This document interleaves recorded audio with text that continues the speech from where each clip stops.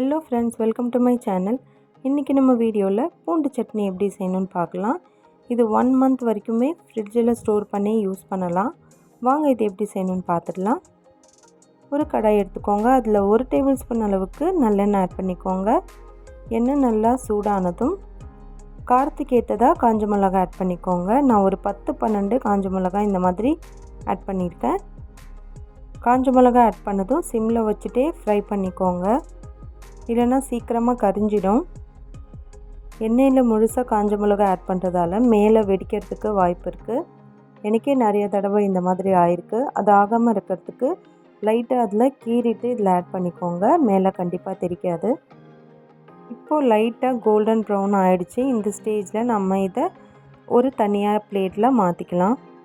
இந்த சட்னி இந்த மாதிரி பொறுமையாக எல்லா இன்க்ரீடியன்ட்ஸும் வறுத்து எடுத்தால் தான் நல்லா டேஸ்டியாக இருக்கும். இப்போது அதே எண்ணெயில் நம்ம 1 கப் அளவுக்கு பூண்டு ஆட் பண்ணிக்கலாம். என்கிட்ட பெரிய பல் பூண்டாக இருக்கிறதால நான் பாதியாக கட் பண்ணி இதில் ஆட் பண்ணியிருக்கேன். உங்கள்கிட்ட சின்ன சைஸில் இருந்ததுன்னா நீங்கள் அப்படியே டைரெக்டாக ஆட் பண்ணலாம். பூண்டையும் இதே மாதிரி சிம்மில் வறுத்து எடுத்துக்கோங்க.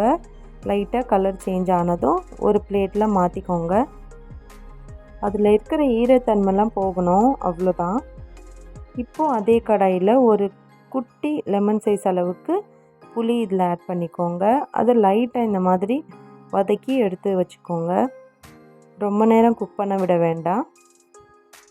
இப்போ அவ்வளோதான், 3 இன்க்ரீடியன்ட்ஸும் ரெடி ஆகிடுச்சு. இதை நல்லா ஆற வச்சுக்கோங்க. இப்போது ஒரு மிக்ஸி ஜார் எடுத்துக்கோங்க. அதில் கொஞ்சம் கூட தண்ணி இல்லாமல் பார்த்துக்கோங்க.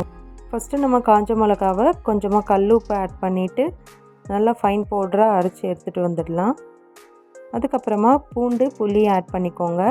அதையும் இதே மாதிரி நல்லா ஃபைன் பேஸ்ட்டாக அரைச்சி எடுத்துகிட்டு வந்துடுங்க. இதில் கொஞ்சம் கூட தண்ணி ஆட் பண்ண வேண்டாம். ஒரு ஸ்பூன் வச்சு நல்லா மிக்ஸ் பண்ணி விட்டு அரைச்சி எடுத்தாலே இந்த மாதிரி ஃபைன் பேஸ்ட்டாக ஆகிடும்.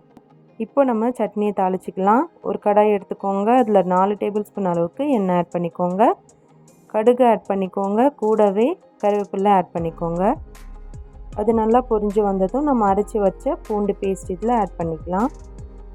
ஃபஸ்ட்டு கொஞ்சமாக இதில் ஆட் பண்ணிக்கோங்க சட்னி. அதை நல்லா மிக்ஸ் பண்ணி விட்டுட்டு அதுக்கப்புறமா எல்லாமே ஆட் பண்ணிக்கிட்டிங்கன்னா மேலெல்லாம் தெரிச்சு வராது. இந்த மாதிரி சின்ன சின்ன டிப்ஸ்லாம் ஃபாலோ பண்ணிங்கன்னா கையிலெல்லாம் தெரிச்சு வருது நம்ம அவாய்ட் பண்ணலாம். அவ்வளோதான், எல்லா பேஸ்ட்டையும் நம்ம ஆட் பண்ணியாச்சு. இதை நல்லா இப்போ குக் பண்ண விடலாம். எண்ணெய்லாம் நல்லா பிரிஞ்சு வர வரைக்கும் நம்ம குக் பண்ண விட்டால் போதும். ஒரு 15 மினிட்ஸ் வரைக்கும் ஆச்சு. இந்த மாதிரி நடுவில் கிளறி நான் எடுத்துக்கிட்டேன். இப்போ கலர்லாம் நல்லாவே சேஞ்ச் ஆகி வந்திருக்கு. இந்த ஸ்டேஜில் நம்ம ஸ்விட்ச் ஆஃப் பண்ணிக்கலாம். எண்ணெய்லாம் நல்லாவே பிரிஞ்சு வந்திருக்கு.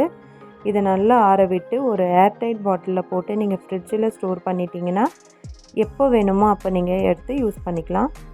இது இட்லி, சப்பாத்தி, பூரி, தோசை கூட சூப்பரான காம்பினேஷன். கண்டிப்பாக ட்ரை பண்ணி பாருங்கள். இந்த வீடியோ உங்களுக்கு பிடிச்சிருந்தால் மறக்காமல் லைக் பண்ணிவிட்டு சப்ஸ்கிரைப் பண்ணிக்கோங்க. தேங்க்யூ.